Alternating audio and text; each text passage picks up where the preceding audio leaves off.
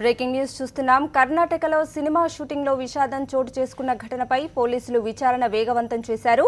ఇద్దరు ఫైట్ మాస్టర్ల మరణానికి దారితీసిన పరిస్థితులపై దర్యాప్తు చేపట్టారు. సినిమా షూటింగ్ లో కనీస భద్రతా చర్యలు లోపించడం వల్లే ఇంత పెద్ద ప్రమాదం జరిగిందని పోలీసులు ప్రాథమికంగా నిర్ధారించారు. రిజర్వాయర్లో రక్షణ బోట్లు కనిపించకపోగా లైఫ్ జాకెట్లు కూడా అందుబాటులో లేవనే వాదన వినిపిస్తోంది. షూటింగ్ కు ముందు రిజర్వాయర్లో పరిస్థితులను మూవీ క్రూ పట్టించుకోలేదని తెలుస్తోంది.